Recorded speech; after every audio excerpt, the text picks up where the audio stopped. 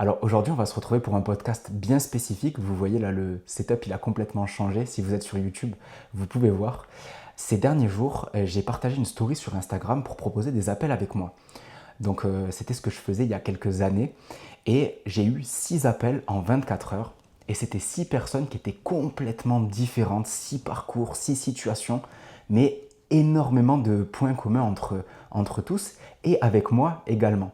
Donc j'ai vu des similitudes. Et à la base, c'est des appels que je faisais beaucoup plus au début de mon parcours dans l'entrepreneuriat, quand j'ai lancé Audace et quand je lançais mon activité d'accompagnement. Et ces appels de découverte, en fait, ils sont faits pour faire le point sur la situation de X ou Y personne et de comprendre où en est cette personne et où est-ce qu'elle veut aller. Aujourd'hui, je fais plus du tout ce genre d'appel parce que maintenant, j'ai une équipe qui s'occupe de ça et moi, je suis focus vraiment sur accompagner de la meilleure manière possible les personnes qui rejoignent Audace Immobilière. Et tout mon focus, il est sur les résultats de nos clients.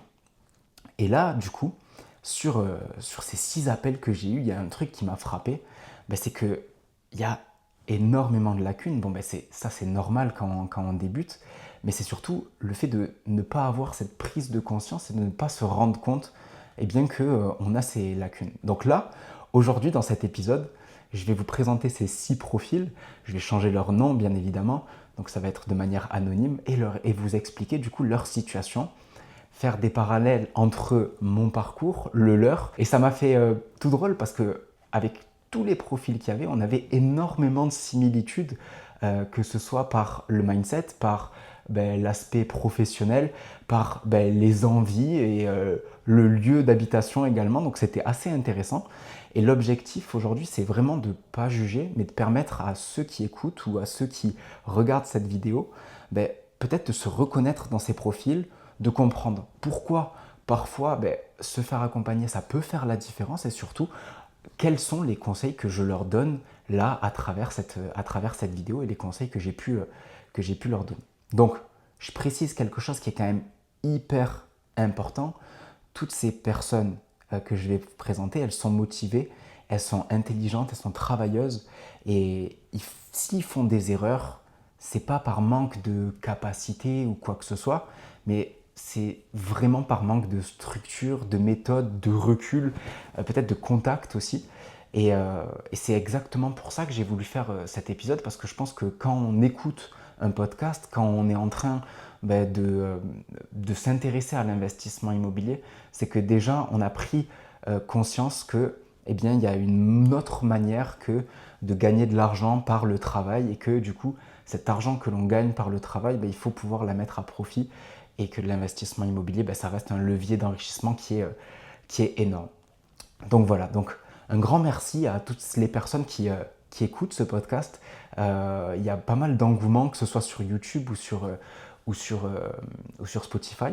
Et donc ça fait extrêmement plaisir. Ça grossit, les abonnés grossissent et c'est vraiment chouette parce que moi je prends plaisir à retranscrire notre parcours immobilier avec Carla qu'on peut avoir et le fait de pouvoir vous aider sur quelque chose de très factuel comme ce que je suis en train de faire là, mais j'espère que ça va vous pousser à passer à l'action et du moins vous empêcher de faire certaines erreurs. Donc là pour l'organisation de ce podcast, ce qui est important de savoir, c'est que je vais aller sur ces 6 profils et je vais y aller étape par étape. Donc d'abord, qui est cette personne? Pourquoi elle m'a appelé? Quel était le déclenchement? Ce que j'ai reconnu chez elle, le parallèle entre moi et cette personne, les erreurs ou les angles morts que j'ai pu analyser, et puis surtout repartir avec un conseil clé par personne. Donc là, si vous écoutez tout ce podcast ou si vous regardez cette vidéo en entier, à la fin de cette vidéo, vous aurez au minimum 6 conseils, en sachant que je vais faire le parallèle aussi avec ce qui m'arrive parmi les personnes qui ont passé un appel avec moi. Il y en avait une qui avait déjà acheté comptant, c'est-à-dire sans passer par financement bancaire, et ils ont eu la mauvaise surprise de recevoir un appel de fonds de la part de la copro de 20 000 euros. J'ai appris énormément de choses lors d'une assemblée générale où d'ailleurs j'ai dû payer 1642 euros pour 4 appartements au sein d'une même copro.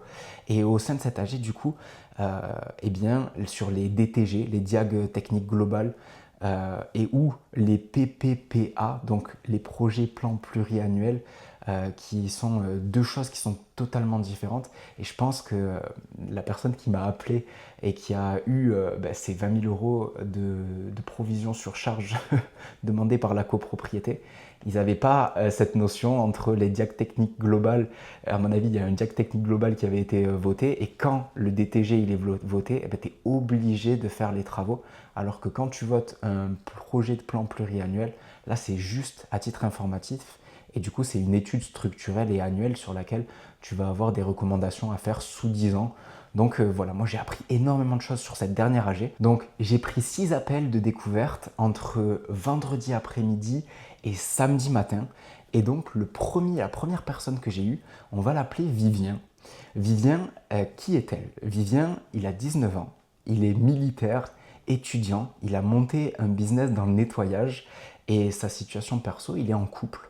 Et il est ancien sportif de haut niveau. C'est un mec qui était un peu nerveux, qui a eu une enfance où il a eu des petits problèmes au niveau du lycée. Et pour le moment, il n'a pas du tout investi dans l'immobilier.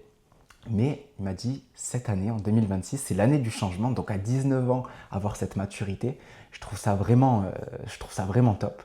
Et donc le pourquoi elle m'a appelé, tout simplement, elle se rend compte, cette personne, donc Vivien, il se rend compte que il n'a pas les connaissances. Il n'a pas les connaissances, et le pourquoi, il veut pouvoir être libre de partir où il veut, quand il veut, avec qui il veut. Et surtout, plus tard, quelque chose qui m'a marqué, il m'a dit, moi à 50 ans, je veux pouvoir aider des petits gars dans la rue, ou si j'ai une personne de ma famille qui a besoin d'aide, pouvoir avoir l'argent pour l'aider. Et je trouve que c'est une cause qui est hyper noble, parce qu'on a tendance à tous se dire, ouais, l'argent, ça fait pas forcément le bonheur. Mais pour moi, c'est du bullshit tout ça. À partir du moment où tu as de l'argent, tu peux aider des causes, tu peux servir ton prochain. Et il avait, lui, en plus, la vision de pourquoi il m'a appelé si tôt, que plus il investissait tôt, et plus il allait amortir tôt les crédits, et donc plus vite il allait pouvoir avoir cette vision des choses et de pouvoir aider son prochain. Et là où moi je me suis reconnu chez lui, chez ce Vivien, c'est qu'au niveau de ses études, il a eu une licence TAPS. Donc moi, il faut savoir que j'ai une licence entraînement sportif. Donc je suis licencié, j'ai un bac plus 3. Et ce mec-là, c'était un gros charbonneur. C'est un mec, il a 19 ans, il est en couple, et c'est lui qui lead. C'est-à-dire qu'avec sa compagne, c'est lui qui a l'initiative sur l'immobilier. Et c'est un peu ce qui s'est passé avec Carla. Carla, c'est la tête pensante dans notre couple, et c'est elle qui est très sur la partie loi, la partie structure au niveau de Audace Immobilière. C'est elle qui fait vraiment toutes les recherches. Mais la personne qui a été moteur dans notre couple, celle qui a initié le mouvement pour investir dans l'immobilier, c'est bien moi. Et lui, il a cet aspect-là de se dire, ma compagne, elle n'a pas forcément conscience de pourquoi l'investissement c'est important, mais je suis en train de travailler là-dessus. Et ce qui m'a marqué, c'est que une chose qu'il m'a dit, c'est que moi, faire des travaux, on a déjà fait des travaux avec ma compagne, et moi, ça ne me dérange pas de dormir dans le bien, d'aller prendre des douches à Basic Fit s'il le faut. Vraiment, c'est vraiment un aspect charbonneur, une personne qui était vraiment qui a conscience que voilà, il faut mettre parfois les mains dans le cambouis pour avoir des résultats qui sortent de l'ordinaire. Et moi, ça m'a fait penser à mon mindset, ça m'a fait penser à la personne que j'étais à 22 ans quand je me suis bougé le cul pour investir. Et en plus de ça, il faisait son appel depuis Satori, donc c'est un militaire, et il était dans la salle où ils étendaient leur linge. Et donc moi, de pouvoir voir ça, de voir que c'est un mec qui était débrouillard. Moi, j'ai déjà passé des appels où du coup je faisais cet appel pour découvrir des personnes dans une base aéronautique italienne quand j'étais en stage en 2024. Du coup, c'était en Sicile, c'était un truc de fou. Et ça m'a rappelé moi qui étais en train d'aider des personnes. Là, c'était moi qui étais en train de l'aider, mais c'était lui qui était du côté militaire. Donc, c'était assez sympa. Et c'est un mec débrouillard, il va passer son permis poids lourd avec l'armée. Enfin, franchement, je trouve la personne hyper intéressante. Et là, pour l'instant, au niveau des erreurs, pour l'instant, en fait, il en a fait aucune. Et il fait les choses dans l'ordre. Là, au moment où je tourne cette vidéo, on va faire un appel avec du coup sa compagne pour voir si on peut être en mesure de les accompagner ou pas. Mais en tout cas, moi, le conseil, c'est que quand ils vont se lancer dans ce projet immobilier, il ne faut pas qu'ils oublient de s'aimer. C'est un couple, le boulot, c'est le boulot. Mais parfois, le fait d'investir en couple, le fait de passer des moments compliqués, parce que faire des travaux, c'est quelque chose qui forge. Il ne faut pas oublier que la personne avec qui on fait les choses, c'est son partenaire, c'est la femme ou l'homme avec lequel on veut construire sa vie. Et donc, il va y avoir des moments difficiles. Et moi, si j'ai un conseil clé à leur donner, c'est vraiment de ne pas oublier de s'aimer. Et cette épreuve, ce premier investissement à deux, il va tester forcément le couple. Et moi, ce que je ferais à leur place, en tout cas, c'est ce que j'ai fait moi au départ, c'est que je me suis entouré. Je me suis entouré de pros. Moi, j'ai fait des masterminds, j'ai fait des apéros IMO. Tout ce que je pouvais prendre, je le prenais, je me suis formé, j'ai appris énormément. J'ai appris énormément sur YouTube, j'ai appris énormément sur des formations. Et moi, vraiment, c'est de pouvoir réduire les risques avec de la connaissance et avec un entourage le plus sain possible. Voilà le conseil que je donnerais. Mais c'était un super premier appel. Et Vivien, voilà. Je t'ai surnommé Vivien, mais c'est un super mec. Et je me suis vraiment reconnu en lui. Donc c'était vraiment un chouette appel et j'ai pris énormément de plaisir. La deuxième personne que j'ai eue, je vais l'appeler Romain. Romain, il a 28 ans. Il est gendarme à Paris. Il est en mission à l'Assemblée nationale et au Sénat, donc en guérite, donc il protège ces lieux. Et ça, j'y reviendrai quand ce sera sur la partie de pourquoi je me suis reconnu en lui. Mais il est pacsé, il n'a pas de loyer parce que du coup il est gendarme, et ça c'est une situation financière qui est monstrueuse, qui est vraiment énorme pour investir dans l'immobilier. Le nombre de personnes qui sont militaires ou gendarmes et qui peuvent mettre tellement leur famille à l'abri avec des investissements rentables. La retraite militaire, elle arrive tellement vite. Alors si pendant que vous êtes militaire ou gendarme, vous arrivez à investir de façon intelligente dans l'immobilier, mais c'est incroyable. Donc lui, il a déjà réalisé un premier investissement, donc un T1 meublé à La Roche-sur-Yon qu'il a passé en LMNP. Quand je l'ai questionné sur LMNP microbique ou réel, j'ai vu que c'était compliqué. Mais voilà, il n'est pas débutant, mais il n'a pas encore de structure et il est très très limite au niveau des connaissances. Mais c'était chouette. Et le pourquoi il m'a appelé, en fait, il sent qu'il a démarré, il a fait son prêt sur 15 ans, donc il a des mensualités de crédit qui ne remboursent pas, qui ne sont pas remboursées par son locataire. Il a avancé à l'aveugle, mais au moins du coup il est passé à l'action. Mais déjà, donc le pourquoi il m'a appelé, c'est qu'il veut sécuriser la suite. Il sent qu'il peut faire des erreurs fiscales ou bancaires, et que ce soit le prêt sur 15 ans ou que ce soit la fiscalité, ça peut aller très vite. Et en fait, en 2026, il m'a dit, moi je veux accélérer. Je ne veux pas juste faire un coup isolé, et le déclic, c'est ouais, j'ai un bien, mais je ne sais pas si je fais les choses correctement. Et ça, c'est le meilleur profil qui existe, parce que c'est des personnes qui ne vont pas penser pendant 150 ans de est-ce que je fais la bonne action. Non, il est passé à l'action, il a essayé de faire les choses, maintenant il voit que être propriétaire en France, ça va, c'est bien, c'est facile, mais être un investisseur, c'est quelque chose qui est différent. Et lui, du coup, je l'ai appelé Romain. Romain, les similitudes que j'ai avec lui, c'est que moi j'ai été policier à l'époque, avant de démissionner, quand j'ai eu mes investissements qui tournaient par eux-mêmes. Et cette même volonté d'être libre de pouvoir gagner de l'argent, savoir que ouais, il y a une retraite qui va arriver, mais on ne sait pas de quelle couleur elle va être. Et moi, le fait de pouvoir prendre ma retraite le plus tôt possible, c'était quelque chose où on était quand même pas mal raccord. Et là où j'ai quand même bien aimé le profil, c'est qu'il avait cette sensation de vouloir comprendre par lui-même, vouloir avancer par lui-même. Et j'ai trouvé ça top. Donc clairement, c'était le moi d'il y a quelques années, vraiment en 2023, fin 2023, j'ai démissionné en août 2023, et je me suis vu vraiment en lui. Et par rapport aux erreurs, du coup, les erreurs ou les angles morts qu'il n'a peut-être pas vus, c'est que Ils pensent que comprendre, ça veut dire maîtriser. Comprendre, ça veut dire maîtriser. Pas du tout. Comprendre, ça ne veut pas dire maîtriser. Comprendre, c'est déjà pas mal de faire les choses et de vouloir en savoir plus et apprendre. Mais ce qui va vraiment changer les choses, c'est de passer à l'action. C'est passer à l'action. Et là où il y a un truc où il a la conscience et où il y a cet angle mort, c'est le LMNP réel, l'arbitrage, la stratégie long terme. C'est pas juste j'achète et après je vois. Non, il faut vraiment construire un plan et à mon sens, avancer trop prudemment alors qu'on a un profil bancaire mais qui est en or, c'est une connerie et c'est une erreur. C'est une erreur et on peut s'en mordre les doigts quand on s'en rend compte mais que c'est trop tard. Alors, moi, ce que je pense, c'est qu'il faut faire un plan, un vrai plan sur 15 ans, parce qu'on sait que voilà, il va avoir, on sait combien tu vas gagner quand tu es gendarme, quand tu es militaire, tu sais, tu as les grilles, tu sais qu'au bout de tel temps, tu vas avoir une augmentation parce que tu vas monter de grade.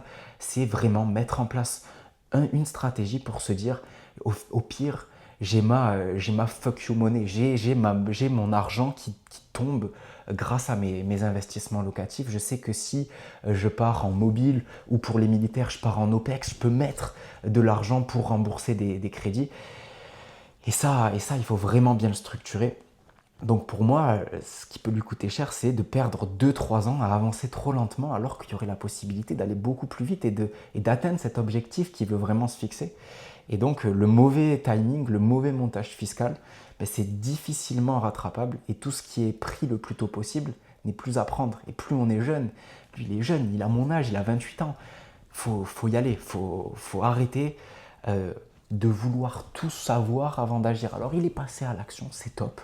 Mais moi, je poserai vraiment une stratégie globale sur 10 à 15 ans et je structurerai mes prochains achats dès maintenant et en 2026 pouvoir faire du lourd. Mais du moins, même si on ne fait pas du lourd en 2026, savoir où on va sur 2027, sur 2030, sur 2035, à quel moment arbitrer, que faire.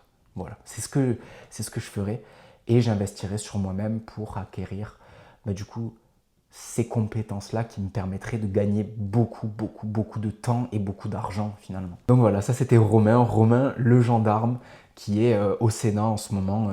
Et si vous passez par le Sénat, faites-lui un bisou, faites-lui un coucou. Mais il a du temps pour apprendre, il me l'a dit, il a du temps pour passer à l'action et pour faire des choses. Donc maximisons ce temps-là et prenant cet accélérateur dans Mario Kart sur la piste aux étoiles, là, il y a ces moments-là où ça accélère. C'est ça qu'il faut faire à mon sens. La troisième personne que j'ai eue ce vendredi après-midi, on va l'appeler Justin. Justin, il m'appelait directement de Tarifa. Tarifa, c'est une ville au sud de l'Espagne. Donc moi, il faut savoir que j'ai la double nationalité, je suis franco-espagnol. Et donc, il m'appelait depuis une ville bien ensoleillée, où il fait chaud, où il est du coup prof de kite. Et lui, il a vraiment cet aspect très mobile, très orienté qualité de vie. De ses 18 à ses 28 ans, il a beaucoup voyagé autour du kite. Et il m'appelait aujourd'hui parce qu'il avait une possibilité d'investir directement en Espagne. Donc là, rien à voir avec tous les profils que j'avais eus jusqu'à présent. C'était vraiment vouloir investir en Espagne. Et moi, il faut savoir que je suis en plein processus d'achat en Espagne. J'en parle pas du tout sur mes comptes parce que je veux perdre personne. Moi, je fais mes projets en France, mais également en Espagne. Et donc, on a pu pas mal brainstormer et je lui ai partagé un peu de ma vision des choses par rapport à l'Espagne. Et lui, en fait, il veut investir sans sacrifier sa liberté. Il veut investir en Espagne parce qu'il a cette possibilité-là. Son boss, il est prêt à lui faire un CDI, je crois, autour des 2000-2500 euros. Et il a des opportunités. Il voit des opportunités en Espagne et il sent que le temps passe. Voilà, il me l'a dit clairement, le temps, il passe. J'ai 28 ans et finalement, je n'ai pas encore investi. Et voilà pourquoi je t'appelle aujourd'hui. Je veux commencer. Je ne veux pas forcément me planter et j'ai envie d'avoir ton recul, Val, sur toi, qu'est-ce que tu ferais sur un investissement en Espagne. Donc, moi, les similitudes que j'ai eues avec cette personne-là, c'est que déjà, moi, les sports de glisse, je kiffe. Le kite, pas trop, bien que j'ai grandi dans une région qui est hyper venteuse. Mais moi, je fais du surf, je fais du snow, je fais du ski. Et les sports de glisse, je kiffe, mais à un point, c'est inimaginable. Je suis espagnol. Et ce besoin de liberté, ce besoin de sens dans ma vie, enfin, c'est mon essence même. Donc c'est quelque chose où on s'est retrouvés, on a échangé deux petits mots en espagnol, mais voilà, il y a une grosse ressemblance avec dans ma phase nomade. Moi, le fait de pouvoir partir, quand on est parti avec Carla, faire un petit tour Amérique du Sud, pouvoir parler espagnol, pouvoir aller au Brésil, au Costa Rica, faire pas mal de pays, c'était vraiment vraiment chouette. Et c'est ça où je me suis ressenti. Mais il avait cette envie, lui, de pouvoir investir en Espagne. Et il y a une chose qu'il sous-estimait énormément, c'est les risques juridiques. En Espagne, au niveau des squats, en France, on n'est pas au top, mais en Espagne, c'est catastrophique. Il y a une difficulté qui est énorme à dupliquer en Espagne, parce qu'en Espagne, il faut mettre quand même pas mal d'apports. Sur le premier projet, en général, on a besoin de mettre que 10%, comme en France. Par contre, dès le deuxième, c'est directement 30% à mettre, et tout est vraiment ficelé pour ne pas favoriser ce qu'on fait nous en France, de pouvoir acheter, avoir des biens rentables. Ce que tu fais toi là, qui doit être en train de m'écouter ou de me regarder, de vraiment passer à l'action et investir de façon massive. Là, ils mettent vraiment plus un verrou, les Espagnols, parce que l'investissement sans apport, ça n'existe quasiment pas. Moi, j'ai jamais vu un seul investisseur espagnol qui investissait sans apport. Alors qu'en France, que ce soit moi, mes 5 premiers projets, j'ai pas mis un centime dans mes prêts. Et les personnes que j'accompagne, encore aujourd'hui, il y a des personnes qui investissent sans apport. Donc, l'investissement en Espagne, commencer par un investissement en Espagne, ce serait une première, mais c'est quelque chose qui est quand même hyper intéressant, parce que le parallèle entre la France et l'Espagne ne se fait pas. En France, il y a des fichiers qui regroupent du coup les différentes banques, et donc la BNP par exemple peut savoir combien de prêts tu as auprès de la Société Générale ou auprès de la Banque Populaire, alors qu'en Espagne, le parallèle entre les banques françaises et les banques espagnoles, c'est hyper flou. Donc, le fait d'être endetté en Espagne, on n'a absolument rien à craindre sur les 35% de taux d'endettement en France. C'est quelque chose qui est neutre. Donc, si jamais là, vous êtes en Espagne et que vous avez la possibilité de contracter un prêt en Espagne, que vous avez la possibilité de mettre le moins d'apport possible et que vous avez une région qui est rentable, moi je vous invite à faire ça. Et c'est le cas, de ce Justin, du coup, qui lui veut investir d'abord en Espagne et rentrer en France sous 3, 4, 5 mois pour dupliquer les opérations en France. Mais moi, la chose sur laquelle je l'ai alerté quand même, c'est que le fait d'investir à l'étranger, pour lui, il pense que c'est plus facile qu'en France, et moi je pense pas. Je pense que s'il y a la nécessité de mettre beaucoup d'apports dans le premier projet, il faut faire hyper attention. Là, dans tous les cas, il est allé voir la banque. En ce moment même, moi, je ne vais pas le lâcher. Je vais quand même prendre des nouvelles parce que ça m'intéresse. Moi, ça m'intéresse énormément de savoir ce que font les personnes qui passent entre mes conseils. Et du coup, le vrai piège, ce serait de bloquer sa capacité d'investissement long terme. C'est-à-dire que là, s'il se démunit de son apport, derrière, s'il revient en France, le problème, c'est qu'en France, la banque, elle aime l'argent. La banque, plus on a d'argent sur ses comptes, et moins elle va en demander. Ça peut paraître contre-intuitif, mais en fait, plus on a d'argent, plus on a un profil épargnant, plus la banque va être à même à nous prêter, et nous prêter sans apport. Donc parce qu'on a ce matelas de sécurité, et donc du coup, parfois on peut se faire financer les frais de notaire, les travaux et le capital du bien. Donc je mets quand même un petit holà, surtout sur attention, gérer un bien à distance, surtout dans un pays étranger, c'est pas aussi facile que si on veut vraiment dupliquer les opérations en France, donc attention. Donc moi, le conseil clé, c'est que si son but c'est d'investir en Espagne et de partir sous 3-4 mois, ça vaut peut-être le coup plutôt de se former, savoir bien définir sa situation géographique dans laquelle on va vouloir investir, faire une belle étude de marché, anticiper les endroits où on veut investir, commencer à passer des appels, commencer à contacter des agents immobiliers pour arriver sur place dans 3 mois et tout casser, et vraiment tout casser. Et donc, une bonne opération bien pensée en Espagne, ça peut être bien. Le retour en France avec un CDI solide, ça peut aller rapide. Mais voilà, pour moi, il faut vraiment avoir une vision très long terme parce que quand on veut faire les choses de la meilleure manière possible et qu'on veut vraiment être un investisseur immobilier rentable, quelqu'un qui fait du cash, qui génère de l'argent, faut pas laisser, faut pas laisser place au à peu près. Non, il faut vraiment savoir pourquoi on fait les choses et comment on fait les choses. Donc c'était vraiment un parcours très intéressant, Justin. Mais voilà, il y a de belles choses à faire en France. Et à mon sens, déjà utiliser le système français pour pouvoir faire des opérations ultra rentables et après amener du piment. Mais chaque chose en son temps, mais c'était un profil quand même qui était ultra sympa. Ça, c'était ma journée du vendredi, donc j'ai passé l'équivalent de 3 petites heures en visio avec ces personnes-là. À la place de mes gars, maintenant j'ai Vincent et Hakim qui sont des personnes qui bossent du coup pour Audace Immobilière, qui analysent du coup les profils de chacun. Et parce que nous, les personnes qu'on accompagne, il faut qu'on soit sûr qu'elles vont pouvoir investir, qu'elles ont la motivation pour investir, qu'elles ont la situation financière pour investir et qu'elles ont cette fibre attenante à l'immobilier pour réaliser leurs objectifs. C'est hyper important quand on se lance dans l'immobilier de savoir pourquoi on fait les choses. Et donc, ce genre d'appel, parfois, ça débloque des petits schémas bloquants. Et moi, prendre ce temps-là, c'est vraiment un énorme plaisir parce que c'est ce que j'ai fait. J'en ai pris des dizaines et des dizaines et des centaines d'appels au début de Audace Immobilière.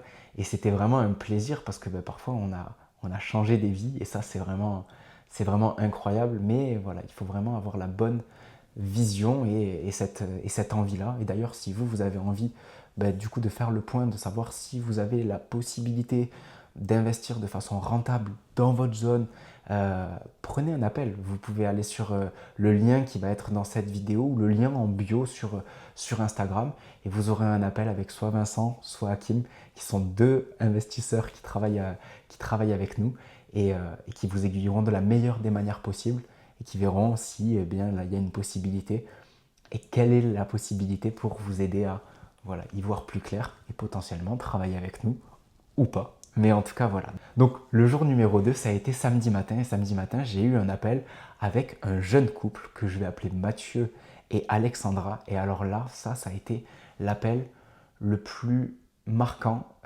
des 6 appels que j'ai fait. Parce que ils sont très jeunes, ils ont 19 ans.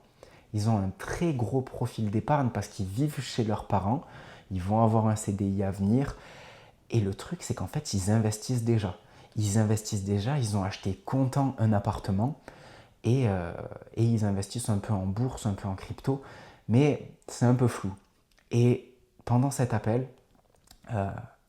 ils m'ont tout simplement contacté pour me dire que leur investissement ne tourne pas comme prévu, qu'il y a eu des grosses problématiques, notamment avec ces 20 000 euros qui ont été demandés par rapport à l'agence de copro, parce qu'il y a eu un ravalement de façade et qu'ils n'avaient pas prévu, ils n'avaient pas lu les PV d'AG, tout ce que j'ai expliqué en début de vidéo, en début de podcast, ils ne l'ont pas fait.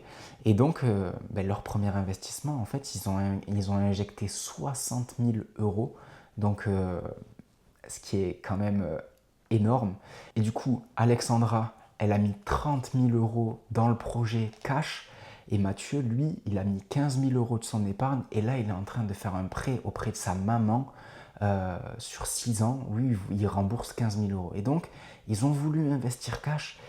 Et ils se rendent compte que, au final, ils ont un petit loyer qui est de l'ordre de 500 euros, qui, avec une fois toutes les charges enlevées, ne leur rapporte rien du tout. Parce qu'au final, nous, ce qu'on veut chercher quand on fait des investissements rentables, c'est que l'argent de la banque nous permet d'être remboursé par des locataires pour s'enrichir grâce à la banque, mais qu'il y ait de l'excédent. C'est-à-dire qu'en plus de cet argent, qu'on puisse avoir 20, 50, 100, 150, 800 euros. On a Claire, qui est coach chez nous maintenant, qui a fait une coloc à côté du parc de Beauval, qui était soigneuse pour des primates, qui a fait sa première opération avec la banque et toutes ces chambres louées, elle génère 800 euros de cash flow, 800 euros de cash flow net. Donc, c'est quelque chose où quand on veut faire de l'argent, quand on sait faire de l'argent et qu'on a toutes les cartes en main, on peut faire les choses. Mais alors là, injecter 60 000 euros, c'est dommage. Et le problème, c'est qu'ils ont bossé dur. Ils ont fait 3 mois de travaux dans cet appartement. Ils ont beaucoup de connaissances. Mais le problème, c'est que ils mettent la charrue avant les bœufs. Alors c'est génial, ce genre de profil. Moi, je préfère mettre 60 000 euros et avoir quelque chose plutôt que des personnes que j'ai pu avoir en 2023 passer des appels. Là, on est en 2026, peut-être qu'ils n'ont pas bougé. Eux, au moins, Mathieu et Alexandra, ils font des choses. Ils avancent et du haut de leurs 19 ans, ils font des choses. Et donc, pour aller sur pourquoi ils m'appellent, du coup, ils sentent que voilà, cet investissement, il ne tourne pas, qu'ils ont fait des erreurs, qu'ils veulent éviter de faire les mêmes erreurs, mais au final, eh bien, ils sont quand même sur place. Et j'ai pas l'impression qu'ils aient pris conscience de la mine d'or sur laquelle ils étaient assis. Parce que mine de rien, ne pas payer de loyer, avoir des revenus qui sont énormes, pouvoir charbonner, parce que c'est des personnes qui sont capables de faire beaucoup de travail. Et au final, mal investir, c'est tellement dommage d'avoir ce profil, de pouvoir faire de super opérations, de pouvoir se relever les manches, d'avoir la famille qui est là, d'avoir la maman. La maman, elle a prêté 15 000 euros. Moi, ma maman, elle m'a prêté sa signature pour que je puisse faire mon prêt étudiant. Et c'est ce prêt étudiant qui me permet de m'enrichir. Mais c'est dommage. On a une super situation, des super profils. Et juste parce qu'il y a un manque de connaissances, un manque de compétences, eh bien, on perd de l'argent. On perd littéralement de l'argent. Donc, moi, je me suis retrouvé en eux quand même parce qu'il y a la fougue. La fougue de faire les choses, l'envie d'aller vite, l'envie de on va tout faire nous-mêmes. Moi, j'ai mis du temps avant de déléguer les travaux, j'ai mis du temps avant de prendre conscience que, eh bien, il y a besoin parfois de s'entourer, il y a besoin parfois, eh bien, de faire le ménage à une personne qui est plus compétente. Je vais vous donner une anecdote. À un moment donné, je gérais mes Airbnb et c'était en plein été. Je voulais faire 30 000 euros. Je voulais générer 30 000 euros avec mes Airbnb et j'étais là. Je gérais les réservations, je gérais les ménages, je gérais les draps. Et un jour, j'ai pété les plombs. J'ai été appelé par un mec qui était en surpoids. Alors, j'ai rien contre les personnes en surpoids, mais il se fêtait que cette personne-là était dans mon appartement, en calbute, à m'appeler, à me dire qu'il avait chaud, qu'il n'avait pas de micro-ondes. Il m'a demandé d'aller acheter du coup le matériel nécessaire. Donc j'y suis allé. Je lui ai monté le micro-ondes et je lui ai monté un ventilateur. Et ça, c'est une image qui m'a énormément marqué. Là, peut-être que vous vous dites, mais qu'est-ce qu'il nous raconte avec son ventilateur? Et je me revois, j'étais dans le salon, dans mon appartement, qui était loué en Airbnb, et j'étais à quatre pattes en train de monter mon ventilateur. Et pour ce monsieur en surpoids, en calbute, en train de me regarder et en train de me dire si vous n'allez pas assez vite, je vous mettrai une mauvaise appréciation. Et à partir de ce moment-là, je suis rentré, j'ai pété les plombs. Je me suis senti mais sali, me dire Val, t'as 600 000 euros de crédit, tu génères l'équivalent de 1500 euros par mois sans rien faire. Là, tu veux aller chercher de la surperformance sur l'été en te sacrifiant la santé. Et en fait, cette fougue et cette envie de tout faire par moi-même, mais elle était stupide parce que ma santé mentale, elle avait pris un coup, mais c'est de l'apprentissage. Et je peux vous dire que derrière, j'ai arrêté de gérer mes locations. Je sais faire, je sais automatiser, je sais faire de l'IA. Je suis entouré de personnes qui font ça. Sébastien, qui a 40 ans, qui est associé, qui est un de mes associés sur du marchand de biens. Sébastien, son business model, c'est du Airbnb, c'est de la location courte durée.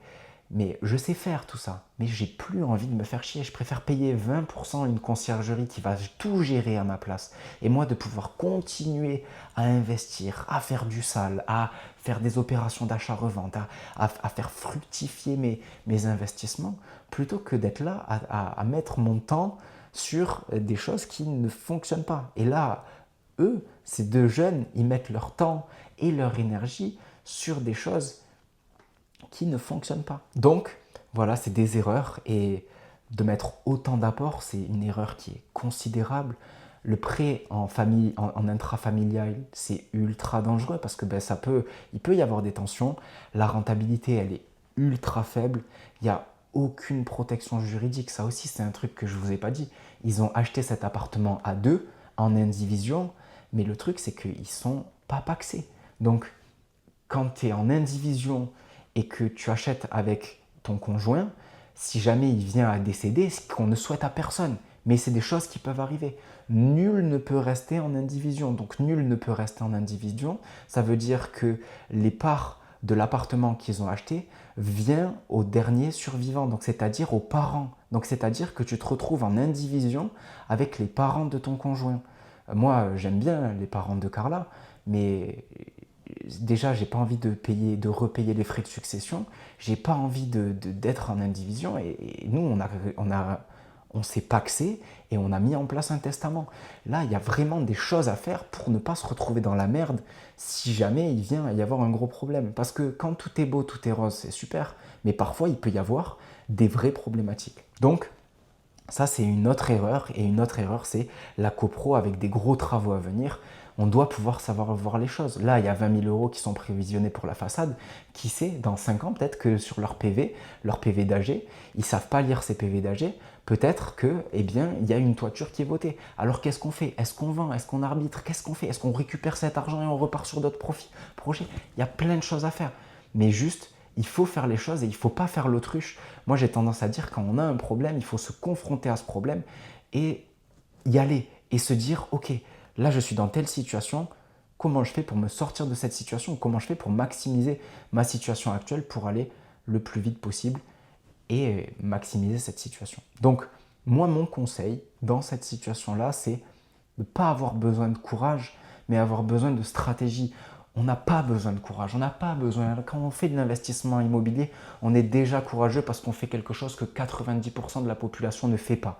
Prendre soin de ses finances, miser sur l'avenir, loger des gens, améliorer des logements, tout ça, c'est déjà du courage, c'est déjà faire quelque chose que les autres ne font pas. Mais si déjà on part avec cette envie et qu'on n'a pas de stratégie, mais où est-ce qu'on va? Qu'est-ce qu'on fait? Comme dirait notre ami Bengus, où est-ce qu'on va? Qu'est-ce qu'on fait? C'est pas smart. Donc, à leur place, déjà la première des choses, je sécurise juridiquement le couple, je fais ce pax, et c'est important, il faut se paxer par amour, c'est important, mais il faut se paxer aussi pour se prémunir de ce qui peut se passer. Et je rédige ce testament. C'est clair qu'à 19 ans, tu te dis, mais pourquoi je vais me paxer? Moi, quand j'ai demandé Carla en pax, alors on n'est pas mariés, là je vous donne une grosse anecdote. J'ai fait ma demande de pax comme si c'était une demande de mariage, j'étais tout stressé, mais je me suis paxé avant tout par amour. Et c'est hyper important de faire les choses avec la personne qu'on aime, mais en sachant que moi, du jour au lendemain, si je meurs, je veux pas laisser Carla avec une galère avec mes parents, même si mes parents, je sais qu'ils seront cool, ils seront nice, mais on sait pas avec tout ce qui peut se passer. On vient, imaginons, là on part sur un truc vraiment dark. Imaginons, on conduit avec ma petite C2, Carla, elle a un accident, elle survit, moi je meurs. Elle se retrouve en indivision avec mes parents. Mais mes parents, avec tout l'amour qu'ils me portent, et malgré le fait qu'ils aient de l'amour pour Carla, je ne sais pas comment ils peuvent réagir. Alors que là, ils sont très très sympas, ils sont super, il y a une super relation entre belles familles. Mais on ne sait jamais ce qu'il en est. Et parfois, les accidents de la vie, ça peut arriver. Donc, sécuriser juridiquement le couple et l'investissement, c'est hyper important. La deuxième des choses, c'est je préserverai l'épargne. Je mettrai en place quelque chose pour pouvoir faire un prêt étudiant, pour pouvoir faire un prêt classique. Mais il y a tellement de solutions. Il m'a dit on n'a pas fait de prêt étudiant parce que on nous a dit que c'était pas possible. Mais non, non, non. Quand on veut bien faire les choses, c'est possible de faire les choses. Et je viserai moi un projet duplicable et pas juste symbolique. Juste, je mettrai en place une stratégie pour pouvoir dupliquer l'opération et continuer, continuer, continuer. Donc ça, c'était le profil qui m'a donné un peu les frissons parce que je me suis dit, waouh, ils ont une super situation, ils sont super débrouillards et c'est génial de construire quelque chose à leur âge. Et vous avez le soutien des parents, c'est la plus belle des choses. Vous avez 19 ans, putain, vous pouvez faire des trucs incroyables. Donc voilà, ça c'était le premier appel du samedi matin. Et il y en a eu un autre derrière. Ernest, lui, il avait 28 ans, commercial en CDI à Nantes. Donc là, ça m'a fait penser à Hugo. Hugo qui est un coach chez Audace Immobilière qui a 2,3 millions de patrimoine. Hugo, il a 31 ans, il a mis l'accélérateur quand il a eu 27 ans. Il s'est dit, vas-y, let's go, j'achète. Et lui, il habite à Nantes, Hugo. Donc ça m'a fait penser à Hugo. Enfin bref, donc Ernest, il est commercial en CDI à Nantes. Il n'a aucun investissement immobilier à ce stade. Il est en réflexion sur une reconversion vers la banque, donc, parce qu'il a un master en alternance. Franchement, un profil sérieux, structuré, mais qui est encore dans l'analyse. Et c'est hyper dommage parce qu'il a un CDI là. Il a un CDI là de quoi investir. Et il veut aller en banque. Du coup, il m'appelle pourquoi? Parce qu'il cherche à passer à l'action sur son premier bien, il veut investir avec son frère, ils veulent faire une SCI, ils n'ont pas forcément toutes les connaissances, toutes les compétences. Il y a des opportunités concrètes dans la ville où ils sont, la ville de naissance, il y a 4000 habitants sur un bien à 40 mètres, de 40 mètres carrés, et il sent que l'investissement, c'est de l'effet de levier, et que ça peut les enrichir. Et du coup, il doute de ses décisions et au final, il n'y a rien qui se passe. Et ce qu'il m'a dit, c'est voilà, je regarde des biens, mais j'ai peur de me tromper. Donc, moi, là où je me reconnais en lui, ben, c'est que, mine de rien, moi, derrière ma fougue, derrière cette envie de tout casser, j'ai quand même un profil qui est rationnel. Et parfois, j'ai peur. J'ai des peurs et j'ai cette envie de bien faire dès le départ. Mais je ne suis pas bloqué et j'essaie d'aller chercher les personnes les plus compétentes autour de moi qui puissent me donner des informations. Et moi, mais sincèrement, investir sur moi-même pour avoir des résultats qui sont décuplés, qui me permettent d'aller à des strates qui sont inimaginables. Avoir 1 million d'euros d'encours bancaire en 5 ans, c'est inimaginable quand on le met sur le papier, en sachant que j'ai jamais eu de CDI, en sachant que j'ai eu qu'un CDD, que j'ai commencé avec un prêt étudiant. Mais voilà, il a cette volonté d'optimiser les travaux, les montages, la banque, et je l'ai aussi. Donc il y a quand même des choses sur lesquelles je me suis reconnu. Et puis vraiment cet aspect secteur où on a un mec chez nous, chez Audace, qui fait de l'ultra sale. Et j'ai encore eu un appel avec Hugo, là, il n'y a pas si longtemps, où moi, je suis en train d'acheter un immeuble. Et l'immeuble que je suis en train d'acheter, il y a un garage. Et j'étais en train de lui demander, parce que lui, il l'a déjà fait, comment changer de dénomination à un garage, parce que j'aimerais bien vitrer ce grand garage, faire un espace, un local commercial pour mettre des machines à laver à l'intérieur et faire une laverie automatique pour pouvoir me louer à moi-même, du coup avec une autre société, à ma société qui exploite les murs de l'immeuble. Enfin bref, et ça, c'est des discussions qui sont énormes et que tu peux avoir qu'avec des personnes qui sont déjà passées par là. Et des mecs qui ont 31 ans, qui ont 2,3 millions de patrimoine d'encours bancaire et qui sont passionnés par ça et qui habitent à Nantes, ben, je peux vous dire que ça ne court pas les rues. Mais donc voilà, moi, par rapport à ce profil-là, par rapport à Ernest, du coup, les erreurs et les angles morts que je vois, c'est ben, les difficultés à chiffrer les travaux rapidement. Il m'a dit, je visite des biens, donc ça c'est super, mais il n'arrive pas à chiffrer les travaux. Et nous, au sein de Audace, on a ces documents. On sait que tu rentres dans une pièce en fonction de la rénovation que tu veux faire, en fonction des postes que tu veux faire. Eh bien, on a tout qui est structuré. Parce que le but, c'est que les personnes qu'on accompagne, ils ne perdent pas de temps. Tout le temps que nous, on a perdu à se casser les dents parfois, à se tromper, à avoir des problématiques, eh bien, on l'a tout mis, on l'a tout processisé. Et le but, c'est d'arriver sur place et de se dire, ok, là, il y a ce poste de cuisine, ça va coûter tant. Là, il y a tant de sol à refaire, ça va coûter tant. On a des fichiers estimatifs, on a tout qui est disponible pour faire gagner du temps et pour se dire, j'arrive en visite, pam, pam, pam, pam, pam, je remplis. Et j'ai cet accompagnement, j'ai ce suivi qui me permet de ne pas être tout seul et de se dire qu'en 6 mois, je peux faire énormément de choses et derrière avoir la ligne directrice qui te permet d'avoir ces investissements divers et variés. Donc voilà, donc ça c'est une erreur, c'est de se dire que chiffrer les travaux, on va l'apprendre comme ça en un claquement de doigts. Non, pour chiffrer les travaux, il faut soit avoir fait beaucoup de travaux par soi-même, soit avoir les connaissances, soit avoir le support. Et ça, c'est hyper important parce qu'en sous-estimant les travaux, on sous-estime les DPE, on sous-estime les postes invisibles, les isolations, les structures, les réseaux d'eau. Et du coup, ça pousse certaines décisions en attendant une situation pro. Et je pense que ça, c'est un écran de fumée de se dire j'attends une meilleure situation pro alors que en fait, la situation, elle est super.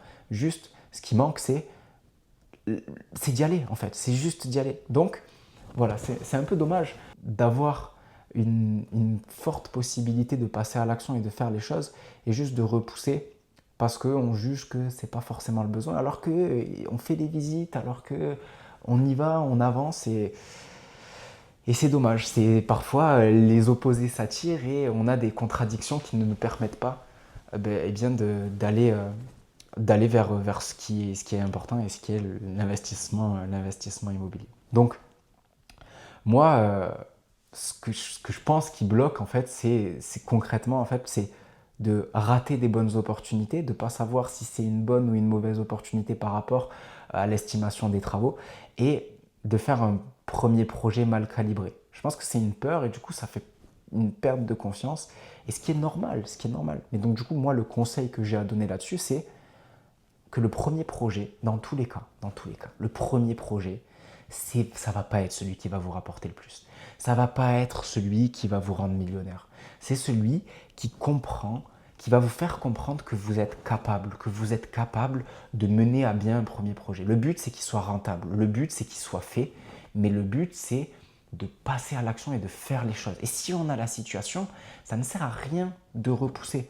Pour moi, il faut simplement structurer une méthode claire d'analyse des travaux, on sécurise un premier projet simple et on ne repousse pas et on passe à l'action simplement parce qu'on pense qu'on va avoir besoin d'une reconversion future. Non, non, non, on a une bonne situation, on y va. Donc, voilà pour moi, voilà pour ce cinquième profil. Et dernière personne, on va l'appeler Gabriel. Et Gabriel, ça a été un appel qui a été relativement rapide. Gabriel, il a 18 ans, il est auto-entrepreneur et en CAP coiffure, qu'est-ce que je raconte? En CAP cuisine, il vit sans loyer chez ses parents, il a sa famille qui est présente, il est ultra jeune et je trouve ça tellement beau. 18 ans, vous imaginez là les profils que j'ai eus, soit 19, soit 18, et après entre 30 et 28 ans, donc énorme. Et en fait, pourquoi il m'a appelé? Tout simplement parce qu'il est inspiré par son environnement familial. Au sein de sa famille, il y a des personnes qui ont investi, mais ils ont investi, c'était un autre temps. Et lui, il veut prendre de l'avance tôt. Il sait que l'immobilier, ça peut être un bon déclic et il est prêt même à aller à la frontière suisse, donc travailler en Suisse pour générer du cash et pour pouvoir passer à l'action. Et donc, c'est des mecs comme ça qui veulent prendre de l'avance tôt et qui sont prêts à faire des choses que d'autres ne sont pas capables de faire. Et moi, je trouve ça génial parce que quand tu as des skills en cuisine, en pâtisserie et que tu sais que tu peux travailler en Suisse, le SMIC en Suisse, c'est 3500 euros. C'est incroyable. Nous, par exemple, ça me fait penser à Alice. Alice, c'est une fille qu'on a accompagnée qui a fait son investissement à Avignon. Alice, elle est partie investir derrière à la frontière suisse parce que non, je dis n'importe quoi. Alice, derrière, une fois qu'elle a fait son investissement à Avignon, elle est partie travailler en Suisse et elle fait des salaires à 4000, 4500 euros. Elle blinde ses comptes et là, elle part sur un immeuble de rapport. Ce qu'elle veut, c'est partir sur des immeubles de rapport.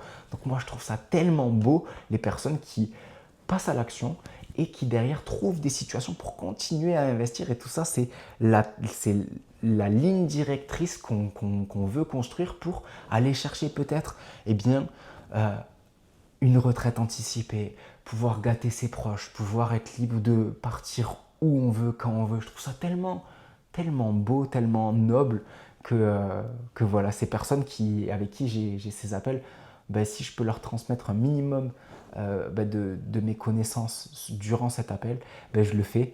Et mes gars, que ce soit Vincent ou Hakim, c'est exactement pareil. Les gens repartent bien souvent avec énormément de contenu, qu'ils rejoignent Audace Immobilière ou pas. Au final, on s'en fout. Moi, c'est plus j'allume de loupiotes immobilières, plus il y a d'informations sur l'immobilier qui est transmise et mieux je me porte. Et donc du coup, pour revenir à notre ami Gabriel, lui, il sent que l'immobilier, c'est peut-être une clé de la liberté. Et moi, je me suis retrouvé en lui un peu parce que c'est quelqu'un qui est adepte de la débrouille, qui aime le travail manuel. Alors moi, le travail manuel, c'est venu très tardivement.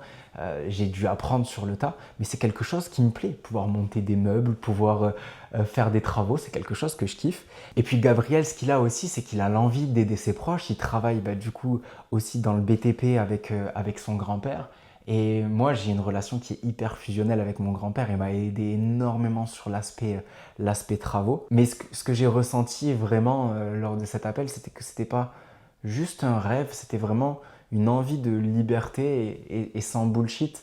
Mais le problème, c'est que voilà, je pense qu'il pense être en retard alors qu'il est vraiment en avance, mais que voilà, il manque surtout de vision long terme et de comment construire, comment avancer. Moi, la sensation que j'ai eue, c'est qu'il se sent en retard et il avait l'air tout triste de dire je repousse, mais c'est pas grave de repousser. Parfois, il vaut mieux repousser, être OK avec toutes les informations qu'on veut processer. Par contre, il faut avoir les bonnes informations et celles qui vous permettent d'aller vraiment droit au but, celles qui vous permettent de devenir investisseur. Donc, voilà.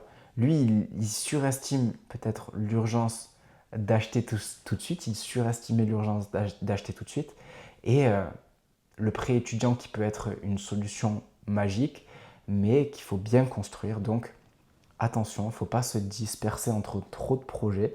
Il faut être sûr de vouloir aller droit au but, mais se lancer trop tôt sans stabilité, c'est une connerie à mon sens. Donc, voilà. Donc moi, le plus gros conseil que j'ai à donner, et ça, il l'a très bien compris, c'est que le plus gros actif, que ce soit toi qui m'écoutes ou qui me regarde derrière cette vidéo, c'est pas l'argent. Le plus important, c'est pas l'argent, c'est le temps. Le temps, c'est notre plus gros actif. C'est ce qui va nous permettre de profiter de moments, de pouvoir utiliser. Plus tôt on investit dans l'immobilier et plus tôt on va avoir ces crédits qui vont être remboursés si on a la bonne stratégie, et plus tôt on va pouvoir faire des opérations lucratives parce qu'on aura fait un premier projet moyen, un deuxième projet super, un troisième projet exceptionnel, puis il y en aura un peu plus compliqué, mais on aura l'entourage pour avancer. Et moi, ce que je ferais à sa place, ce serait de consolider ses revenus, d'apprendre méthodiquement et surtout de préparer un dossier bancaire solide pour arriver à ses fins et vraiment investir, et pas juste que ce soit quelque chose, un fantasme, mais que ce soit réellement quelque chose à atteindre. Voilà, donc ne pas brûler d'étapes, mais en tout cas, globalement, c'était 24 heures incroyables parce que ces 6 appels, mine de rien, ils m'ont permis de me rappeler les débuts et de me rappeler que personne ne part avec toutes les cartes en main. Moi, je les avais pas. Les grands investisseurs immobiliers, ils les avaient pas. Mais la différence, c'est pas le talent, c'est pas si je vais réussir ou pas. C'est la capacité à se faire aider au bon moment, c'est la capacité à s'entourer des bonnes personnes. Et ça m'a fait penser à quelque chose, c'est que entre 2023 et 2025, j'ai pris plus de 300 appels de découverte comme ça, de consulting, où j'aide gratuitement des personnes à investir dans l'immobilier, à leur donner le maximum de contenu. Mais au final, il y a une chose qui est sûre, c'est que toutes les personnes qui m'appellent, c'est qu'elles ont de la motivation. Toutes les personnes qui réservent un appel, qui ont cette envie, elles ont de la motivation. Mais ce qui fait la différence entre la motivation et les résultats, ça va être d'un côté la discipline de pouvoir s'astreindre à mettre les bonnes actions en place, mais surtout le vrai problème, c'est qu'il y a souvent un manque de structure, un manque de vision globale. Et sans cette structure et cette vision globale, en fait, c'est pas de votre faute. C'est pas de votre faute si vous avancez pas.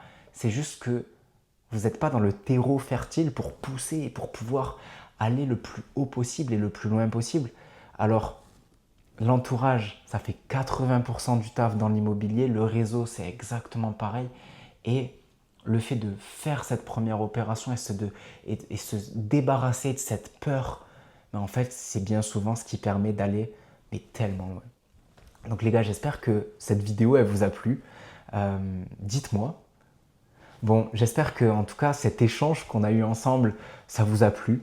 Dites-moi si c'est quelque chose que vous aimeriez que je réédite.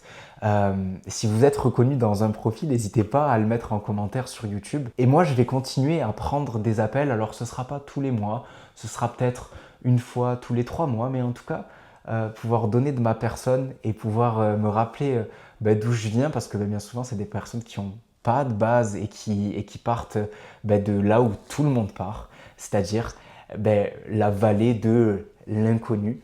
Eh bien, je serai amené à continuer et je serai amené à refaire une vidéo comme ça si ça vous a plu. En tout cas, pensez à vous abonner. On est de plus en plus nombreux, ça fait extrêmement plaisir. Et n'oubliez pas, les gars, l'investissement immobilier, c'est un levier d'enrichissement qui est énorme quand il est bien maîtrisé. Et je vous souhaite à tous de super investissements. Je vous embrasse et je vous dis à très bientôt. C'était Val.